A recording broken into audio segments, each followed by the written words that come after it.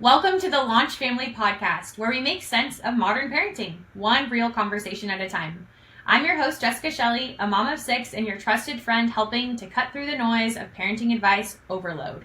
If you've ever felt like you're just trying to survive the chaos of raising kids while keeping up with your life, you're not alone. Here, we bring you expert insights, actionable strategies, and stories from parents just like you, so you can parent with confidence and focus on what matters most. Let's launch into it. Today, I'm excited to introduce our special guest, Phil Vetrano. Phil is an independent college and career coach with an MBA, a background in software, IT project management, and business intelligence, and a super passionate advocate for early career exploration. As a parent and seasoned professional, Phil's insights help families navigate the overwhelming process of guiding young people toward their future paths. Phil, welcome to the show. Thanks, Jessica, for having me. And you have a wonderful podcast here providing valuable information for parents. I love it. Yes, well, let's dive into your background a little bit. Give us, our listeners, a little bit more context for who you are. So could you share a little bit more about your background and how your journey led you from IT project management to college and career coaching? Sure. So when I graduated a long time ago, the computer software business was thriving. And after I graduated college, it was really easy to get a job in any sort of software job. So I performed training at first. So I was doing software training, and then I got into project management. And I love the opportunity to work with a variety of business folks to help them implement software projects, to help them make that as easy as possible and painless as possible. But there's always challenges with change in the workforce. So I'm very proactive, and so this was a great space for me because every project is a change improvement. You're going from one state to another state, and I really enjoyed that, and I did that for a long time. Yeah, and then, what inspired you to actually start helping families with the career decision-making process? Like, it sounds like those kind of process alignment, optimizations were part of what you were doing in your work. But then why did you decide to jump into helping support families? Yeah, so great. And there was one piece that I misshared, but you told everybody that I was leading business intelligence as well.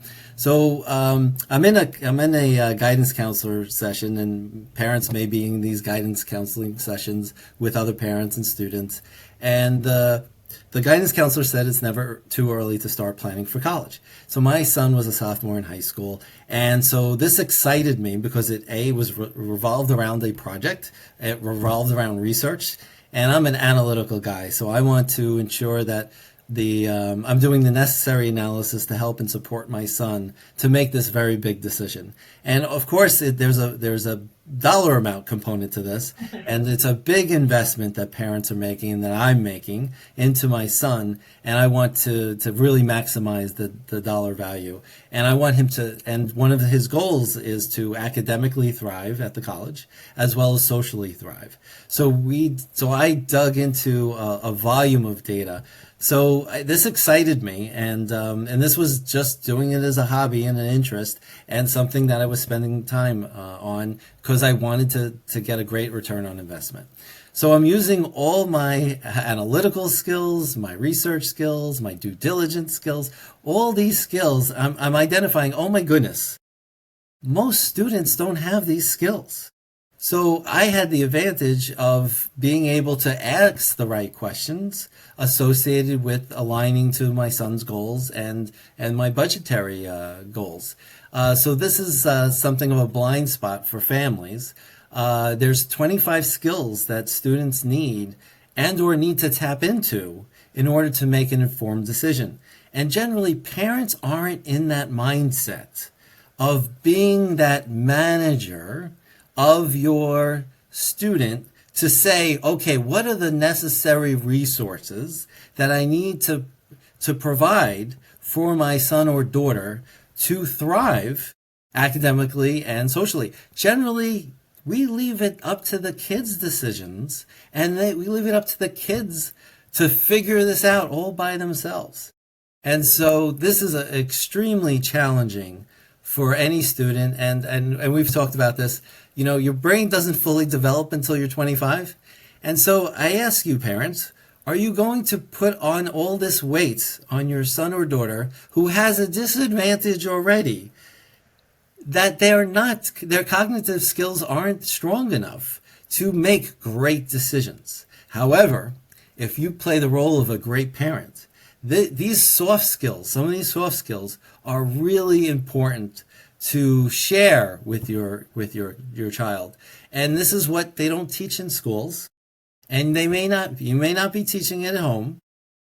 And so the question is, are you willing to invest in your students' academic life and life preparation, to invest into these social skills and work with professionals and or other sources? If you're a do-it-yourself type of person, there's online, classes that they could be signing up for professional development, to ensure that they're making a better decision. Yeah, I think too, like oftentimes when we're thinking about what is the next step for my children after high school, it's like, okay, is it a trade? Is it a college? Is it a career? Right? So it's also like lumped into like college and career readiness, I think, is kind of like the general term. But something that you brought up was this idea of career exploration. And so what is your take on that when it comes to like modern parenting, or maybe reframing this conversation as our children are maybe starting high school or maybe even before, to help better prepare them for that transition time after high school? Yeah, so so from a parent perspective, so I'm a parent of two, a son and a daughter, and one of the things that is always important to the family is the career. Because 1/3 of your life is going to be generally spent in a career. So you want to make a great informed decision. But there's 10,000 jobs out there and different careers.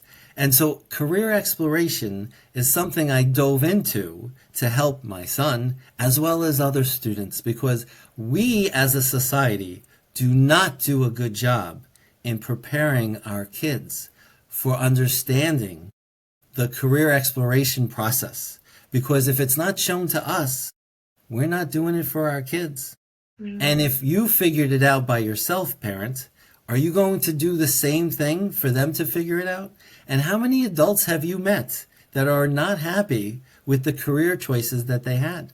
It's because they didn't properly vet and thoroughly assess and given the options. So one of the things I share with students is, one of the things that's really important, a really important skill, is to understand your options. And before even understanding your options, you have to open up doors to understand what those options can be. Mm. So if you're not getting out there to understand your options, you are limiting yourself. You're limiting yourself as a parent, and you're limiting yourself as a role model for your student. And asking for help is a good thing. CEOs ask for help all the time. So if you would like your son or daughter to act like a CEO, they can if they're asking for help. And certainly, there's not unlimited sources of funds for them to access as a CEO, but they could certainly ask a lot of adults for support and help. And one of the things I also share with them is, you want to surround your kids with people who care about them. And that's not generally a tactic or a strategy that parents are planning to ensure that their kids are taken care of in all sorts of ways. And there's so many lessons in here, but it starts with career exploration. And ideally, parents, you want to know that your child has been exposed to a variety of options. And either you're going to provide that and do a lot of legwork for them to help that exercise, or you're going to count on other people to help them spread their wings and start slow. Because when you're a parent and you tell your kid something, just because you tell them doesn't mean that they're going to be easily able to implement your ideas and or your concepts. You have to show them, or you're getting other people to show them, how this works. And it's just like from a school perspective, there's baby steps to take, there's practice to take, And so this is something of a journey, and it's not just going to happen overnight that your son or daughter is going to know and understand all their options, know and understand all the career exploration components of the variety of categories associated with career exploration. And I have an easy tactic that I use that really helps the student determine what it is that they're interested in. Because one of the things that we ask as adults, and I say it's one of the worst questions you could ask somebody, anybody, but most people are doing it when the kid is 8, 10, 12, 14. What do you want to do for the rest of your life? What an insane question to ask. Are you really want to know the 365 days times maybe I'm going to live till I'm 70 or 80? And do you really want that level of detail? What am I going to do for the rest of my life? And the other question, what do you want to do for the rest of your life? Or what careers do you want to pursue? So a better question, parents, is not whether or not they've decided on a career at 10 years old or 12 years old or 16. It's the journey. Do they have a goal? Do they have a goal to figure out what they would like to study and learn and be an expert in so that they can make a choice of whether this is for them or not? And so that changes the dynamic and the mindset. Instead of assuming your 16-year-old is going to figure all this out before they're in 10th grade or 11th grade, it's unfair to ask them questions without providing them the guidance, the education, the knowledge to be able to sign up to start exploring careers. I love this conversation, and my mind is already spinning in a bunch of different directions too, from like the application piece of, okay, now what do I do with my kids?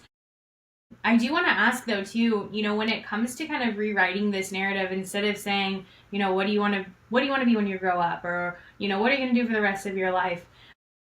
How much does like that goal that we're kind of using as that guidepost also influenced by like the type of lifestyle that they might want to live, or like access to different resources, or does happiness play more into their goals than maybe money or monetary sort of, like, what does success look like? Or like, I guess, how does that kind of play into this conversation we might be having with our children?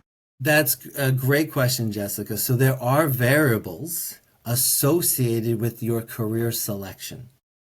So when I'm working with the students, it's only when we've identified that's something that they want to pursue and they're serious about it. Otherwise, having all those conversations is not the best use of their time. It's only the best use of their time is when they've decided in their mind that this is something they want to pursue. So I'll give you an example. I had a student who I was working with. His name is Michael. I just met him, and he said he's visited a few colleges. His mom is there, and he wants to be an English major, and he wants to be a journalist. So I'm not persuading him ever on doing something other than that. What I am doing is giving him intel about his decision. And so I'm sharing, and he visited schools, and he said he wanted to go to SUNY Binghamton. And so this is a state school. Mom and dad are happy because it's less expensive than some other schools. And we open up the degree requirements, and all of a sudden I asked him to read it, and he's seeing all this British literature as courses. So just like that, Michael made a decision. I didn't tell him not to do this. He made his own decision that he saw the curriculum because no one showed him how to do this. And adults may think this is something that all kids will know. It's not true. Ask them what the high school degree requirements are. And they just generally saying, I have to take 4 years of science, 2 years of math, 2 years of... But they really don't know what they really need to complete. And they don't know that college is similar to high school as it relates to requirements. But it's much different. because it's a specific degree. And there's a lot of risk associated with that degree compared to the risk of a high school diploma, because a high school diploma is a high school diploma. And yes, there's minimum requirements to get one. But in the world of college, there's no college degree that's minimum requirements. Every degree is different at each school. So these are the types of, so that's just one example of he wants to be an English major. Okay, now the conversation about the journalist. So I shared with him, hey, check out the journalism salaries. And just as fast as he made a decision for an English major, he now decided he was not going to be a journalist, even though he enjoys being a journalist because he's on his newspaper and he enjoys writing stories about other activities. And so just like this, he's no longer pursuing journalism. And so this is an example of making assumptions about the decisions you're making. And parents, the assumptions you're making that your student knows and understands what they're signing up to when they are pursuing these things. And this is why the data for college success is not as high as you'd want it to be. So parents, I hope you're sitting down. Only 42% of students will graduate with a degree in 4 years. That means we're not setting up our kids 58% of the time to make a good decision about their pursuits. And so this is a sad number because there's not an effort. There's no initiative, there's no priority in this country to change that. Nor are parents even aware of this statistics. But the other concept with stats is that it's not going to happen to me. It's not going to happen to my son or daughter. Oh, 42% that make it. That's right. They're going to be in my 42%. So the brightest students are once they get there, it's a big transition. And if they pick something that they are not able to excel in. So I'll give you another example. My son had a friend who was in the world of, she wanted to pursue a biochem major. And she was good in biology. She was good in chemistry in high school. And she did all the things that normal college students do. Normal college students wait and take the class. Let me say that again. They wait to take the class without fully understanding what the material is about.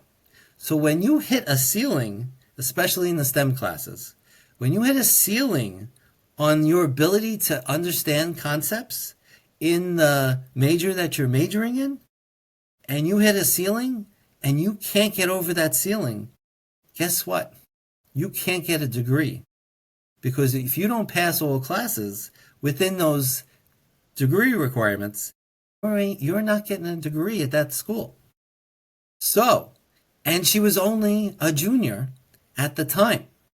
So she knew she wasn't going to excel because she was already a junior and she was taking biochem class and there was more coming. And so the opportunity, parents, is that she would have known if she liked this subject so much, she could have been surrounded by people who have already gone on the journey, who are already going on the journey, to tap into the level of knowledge and interest in that particular subject and know before you go. My goodness, you mean you could study before going to take up a course? Absolutely. But our brains, when you're a student, you're never thinking that. Mm-hmm. You're only thinking, I'm going to wait until I take the class, and then I'm going to spend time learning it. But by then, it's too late to know whether this is a good subject for you or not. Because you've made the assumption that this 26-chapter book you were going to comprehend fully after you finished the class. What a great assumption. Oh man, Phil, I feel like I just took so much from that last little segment. So, like, the order of operations matters, right? Like, by the time that you get to that point, it's too late. So, like, then this idea of coming in again of like exploration, right? So, if we can explore more now, if we can put the time in now, we'll be better prepared to lead towards those outcomes, to be part of that 42%, right? That finish their degree if that's the route they decide to go. When it comes to exploration, that feels really open and foreign. I think given like the way that society is in the United States. So what are some practical ways that parents could maybe engage their child in this? What are resources that are out there? What's that first step towards this career exploration, and when should we start that with our kids? Sure. So I'm an analyst, and everything's about goals and strategies to accomplish those goals. So there are so many strategies to help with career exploration. It's beyond belief. But it helps to know what is that topic. And that's what you're exploring. The goal is to figure out what topics that they're intrigued with, that they're curious about, that they enjoy learning. And that's the exploration process of determining what it is that excites them. And this is the feeling you want. You want the greatest feeling is when they are talking to you at the kitchen table about the topic that they love, that they learned. Because when you're asking them what happened at school today, generally they're not excited about the classes that they've taken. But if you get them, and you will know when your child is excited about an academic topic or career exploration, whether it's cars, whether it's sports, there's something that you can tap into, that they are diving in. That's what you want. You want your son or daughter to be diving into material that they are learning and excited to learn. And that's when you've achieved. Hallelujah. Life is easier now because your son or daughter is excited about a topic, about a subject. And then you can develop strategies to surround them with like-minded people who've gone on this journey before that can share wisdom, insights, intel about that career to help them. And I share this with families and students. The student has so much power, but they don't know how to use it. So I share with parents to show their students how to leverage that power with adults. And so what I'm explaining is not for every student. Most students are not engaged in talking to adults. It's just something of a level of maturity. But once you tap into what they're really interested in, they will open up. And that's why it's really important to be introducing your kids to adults earlier and make this the norm. Make this the norm for your family to continually introduce other professionals, other friends, and show them that there's opportunity that they may have to learn something. The question is, it's all psychological. Are they ready for those conversations? And the person who's sharing the knowledge, are they able to provide the information in a 10th grade format? Because if you're talking to the brain surgeon, This is what I do all day. Yeah. I love that. And I think like there's that balance too, right? Of, is my child ready for this conversation? Or maybe as a parent, you feel like you're pressured to help guide them when maybe it's not the right time for them yet. What are your perspectives on maybe even just like starting these communication channels maybe when they're in like middle school or like late elementary school, just talking about careers? I think oftentimes too, we see this kind of track where students or children follow the same footsteps as their parents, right? Like, I'm a third generation plumber, or I'm a, sixth generation teacher. Like, we hear that all the time. Or, oh, I've always known I want to be a doctor because my mom's a doctor. And to your like proximity principle too, of like, this is what they've been exposed to, right? So then of course this makes sense that this is what they want to do. But what if they aren't successful in the sciences and they want to be a doctor? Like, that seems like a huge disconnect. So I guess two questions here, which would be like, when do we start having these conversations? When do we start exposing them to careers maybe outside of their immediate circle? And then second to that is, how do we maybe guide them while also balancing like letting them discover their own passions? Yeah, so managing expectations is important as a parent. And it's nothing that generally you're talking about. And one of the key concepts that we're actually doing, it's all about planning. It is planning ahead. And the students and the families who plan ahead are absolutely they have the advantage.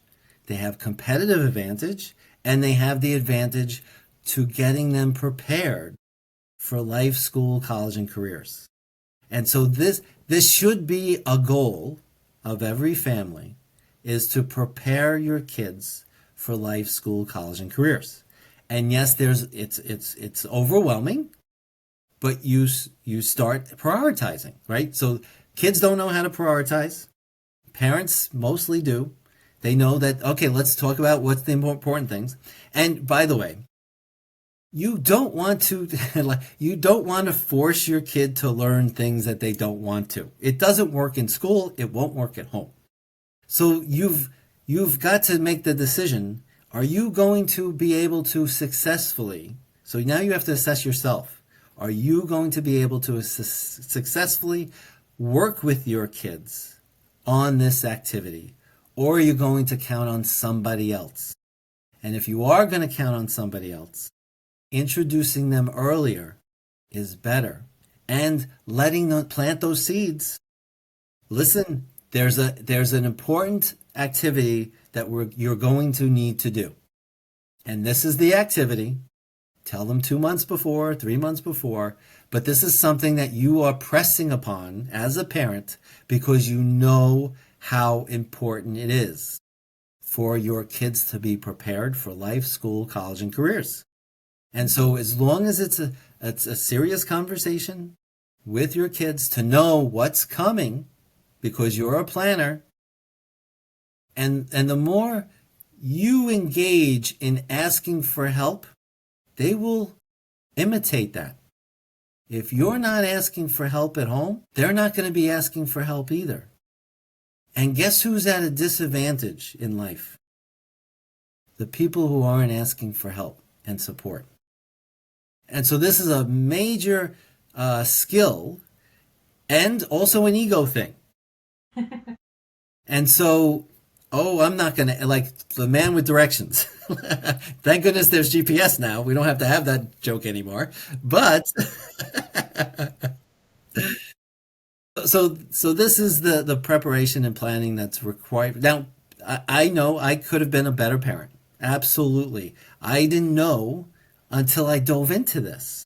Just like anything, any job that you take, there's going to be new components to the job that you didn't know before that's required. And I didn't know that as a parent until I dove into this job of being an independent college and career coach.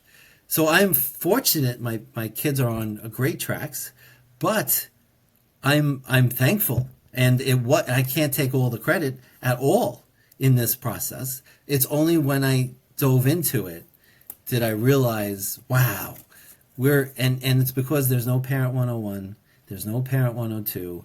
Parents are doing their best, in quotes, but really what's best is when you have a team around you of parent coaches to bounce off ideas and suggestions or read lots of different materials, because there are hundreds of strategies, and generally most parents They play one or two.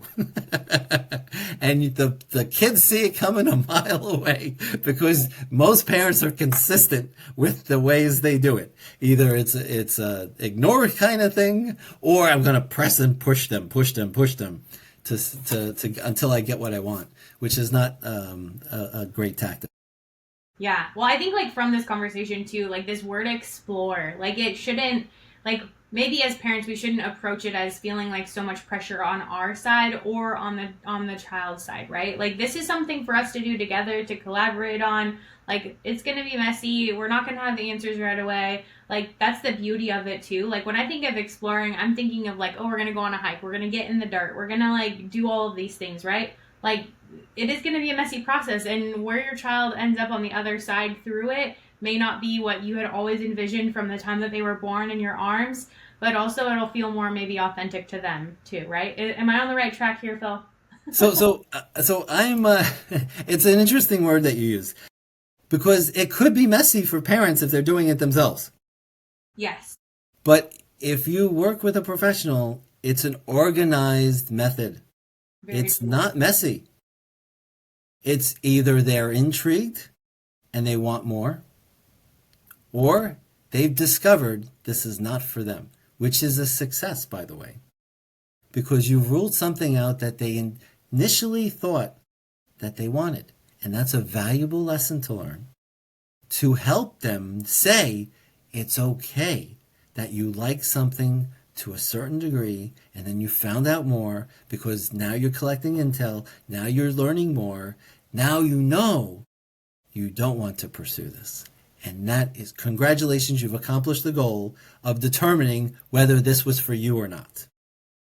And that's not messy.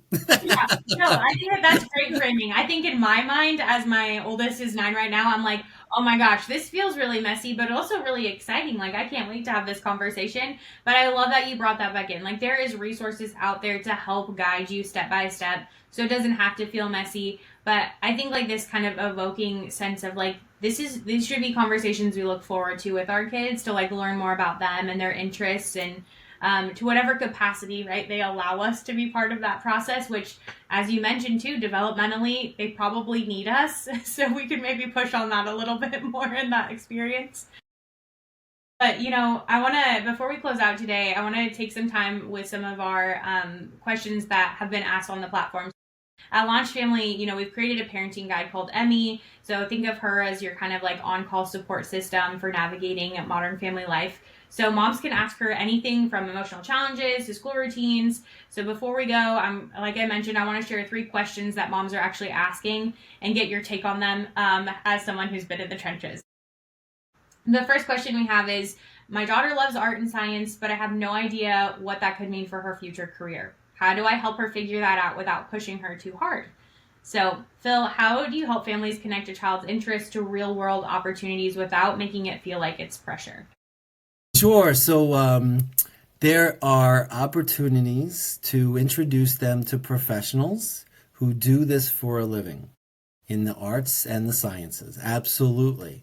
And the question for you as a parent, you've got to make the big decision, when is the right time to introduce them, to start introducing them. And managing expectations is good. Hey, I've got a friend who is a graphic artist, and she works on computer graphics all the time. Now you're assessing whether that's something that they're interested in. And there's nothing like visuals. So art, they have the benefit in the world of arts. They can see work product. That's not the case for most jobs, unfortunately. You have to read books to know and understand what they're actually, doing and the services they're providing. So that's the encouragement, because there's nothing like seeing somebody paid in the world of the arts, in the sciences, and what it is that they're doing. And then it shares with them, this is part of the exploratory process. And by the way, that one professional may have tons of other connections to help your child to be introduced. Because if you're not in the world of art, who are you going to count on? You're going to count on other people who know people in the world of arts, in the world of sciences. So, unfortunately, networking, done correctly, is not being taught in high school. Networking is not also offered at the home, generally. And there's a right way to network. It's not all about selling one position.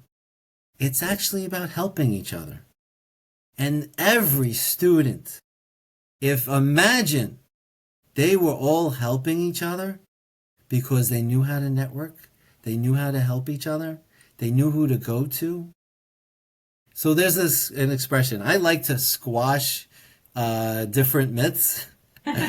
And I cannot, there's general terms out there and expressions that people just believe, like the customer's always right. As they're stealing the stuff out the door, great. They paid for one item and they took 10. That they're not always right.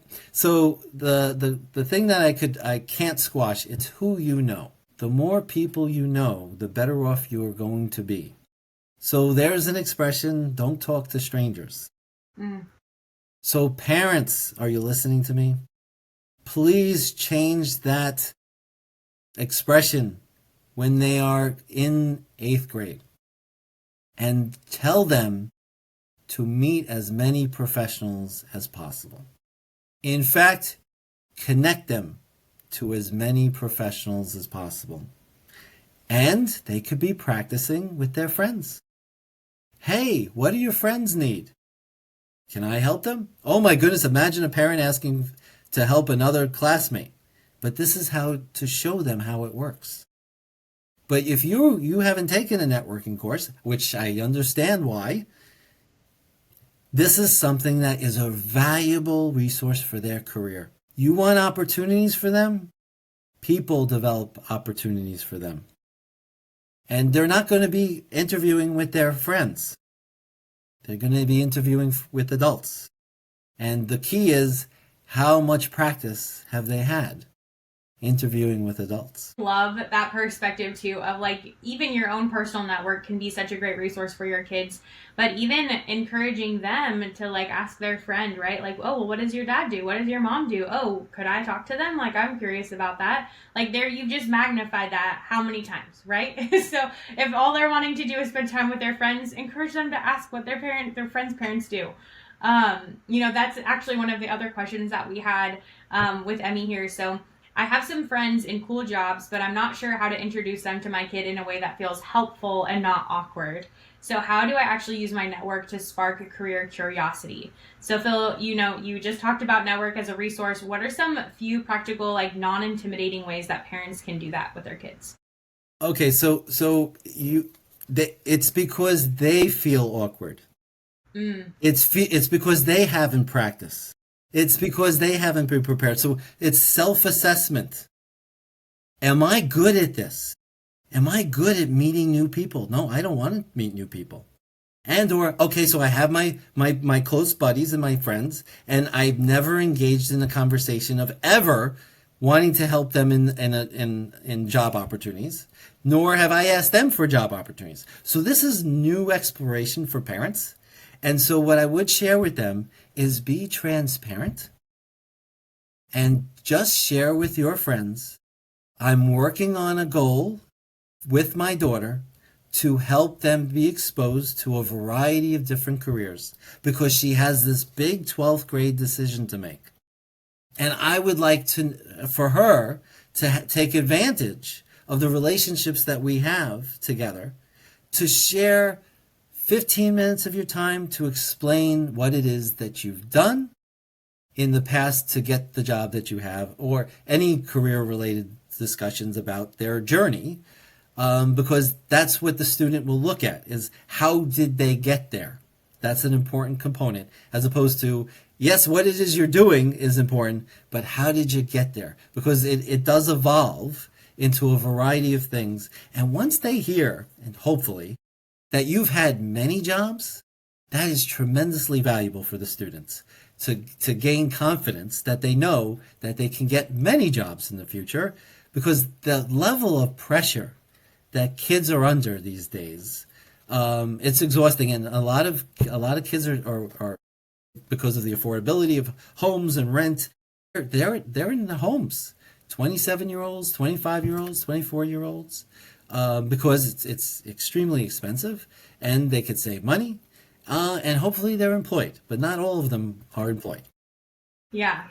Oh my gosh, Phil, well, thank you so much for sharing your insights and experiences today. Your journey from IT project management to becoming a trusted college and career coach is truly inspiring, and the practical strategies for early career exploration are truly invaluable. We appreciate how you've detailed the importance of building professional networks and, of course, guiding our children through critical decisions that shape their future in a way that feels authentic and less stressful. And as always, if today's episode resonated with you, be sure to subscribe and leave us a review. We'd love to hear your thoughts. Until next time, take care and know that you are not alone in this journey of parenthood.